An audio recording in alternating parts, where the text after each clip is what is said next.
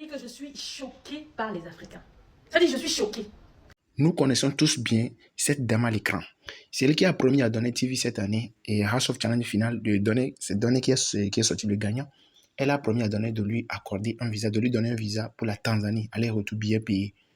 Et après, à sa grande surprise sur les réseaux sociaux, notamment sur TikTok, il y a des critiques pas possibles envers son égard. D'autres disent pourquoi pas un visa de Dubaï, un visa européen, un visa américain. Et pourquoi c'est la Tanzanie? Alors que House of Challenge même, c'est pour valoriser l'Afrique. Écoutez la vidéo de cette dame jusqu'à la fin et je vais encore donner mon point de vue et de ce que moi je pense de ça. C'est-à-dire que je suis choquée par les Africains. C'est-à-dire que je suis choquée. Je vais vous faire un billet d'avion aller-retour au gagnant de House of Challenge, qui est le Togolais. Il s'appelle TV7 Donné, je pense. Et en fait, big up les gars, j'ai oublié de vous saluer. J'espère que vous allez bien. En fait, je vois tellement de commentaires, je vois ça.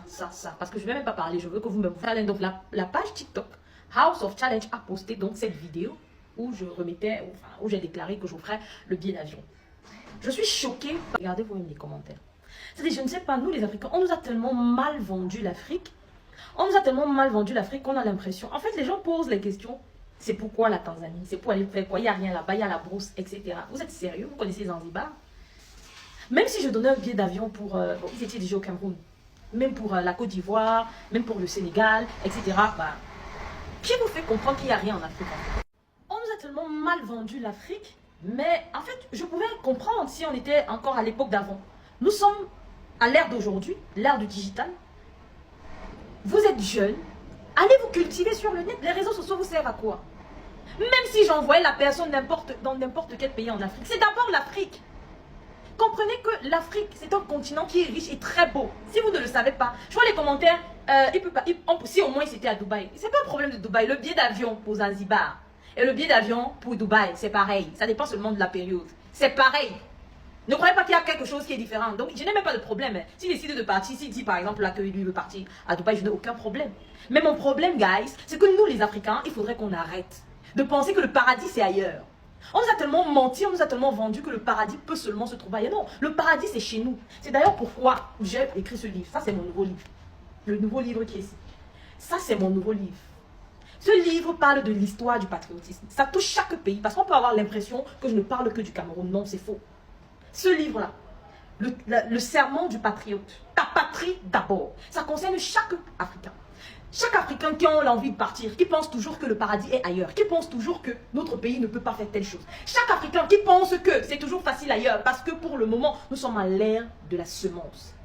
Les Africains doivent se lever. Le serment du patriote concerne chaque pays africain.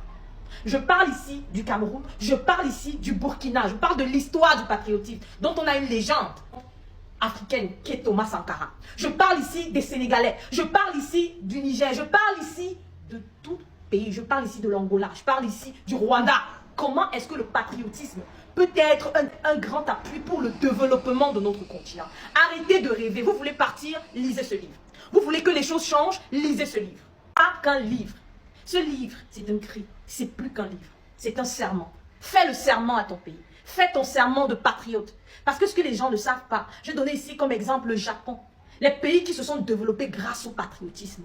Grâce à ton patriotisme. Grâce au serment que tu prêtes à ton pays pour développer l'Afrique. Il est temps qu'on arrête de penser que le paradis c'est ailleurs. On nous a longtemps vendu le rêve ailleurs. On nous a longtemps vendu le paradis ailleurs. Est-ce que vous connaissez Zanzibar? Laissez-moi vous montrer les plages. Dubaï, ça a été créé de toutes pièces. Ils n'ont même pas autant de richesses que nous avons en Afrique. Nous avons des richesses naturelles qui peuvent être développées seulement avec ton esprit de patriotisme. C'est pourquoi ce livre a été écrit. Ce n'est pas qu'un livre, c'est un sermon, c'est un cri. Si tu veux partir, lis-le. Si tu veux rester, lis-le. Si tu penses que tu peux avoir ta contribution à jouer pour le développement du continent, lis-le. Et s'il veut partir à Dubaï, bah, il est bien. Mais moi, je me suis dit, on fait quelque chose pour l'Afrique. Ça concerne les Africains. Il est temps de montrer nos belles plages. Et Zanzibar, c'est l'une des plus belles plages naturelles. Pas besoin d'artificiel. Vous allez à Dubaï, c'est artificiel. C'est beau, c'est vrai, mais c'est artificiel. Donc réellement, guys, stop that. It is time to us to love our continent. It is time to us to love our Africa and to bring it, to dream about Africa. We have to dream Dream is not only in America. It's not only in Dubai. Dream is in Africa. We have to love Africa. Mama Africa. À quand le réveil de l'Afrique? Et si on veut que l'Afrique soit développée, ça, chacun a son rôle à jouer. Et c'est le moment de le faire. Souvent, c'est nous les Africains. On aime aller à Dubaï, en Europe, aux États-Unis. Malgré que c'est beau, pourquoi faire? Il n'y a pas des Blancs qui viennent comme ça en Afrique. Sinon, aucun projet à faire, sinon rien à foutre, quoi. Les Blancs ne se baladent pas n'importe comment, comme nous, les Noirs, nous aimons le faire. Vous allez voir un Noir quitter l'Afrique juste pour aller se balader en Europe, qu'il est en train de faire visite. Et après tout, il y a quoi? Alors que si, par exemple, Donné va à Tanzanie, il va voir comment les autres, les Africains qui sont là-bas, comment ils vivent, quoi. Et ça peut le toucher, et ça peut lui donner des émotions. Il va en fait aller voir ceux qui ont la même culture, ceux qui ont la même histoire, comme lui, quoi. Et quel est le mal dans ça? N'oubliez pas de me donner votre avis en commentaire de ce que vous pensez de ce problème.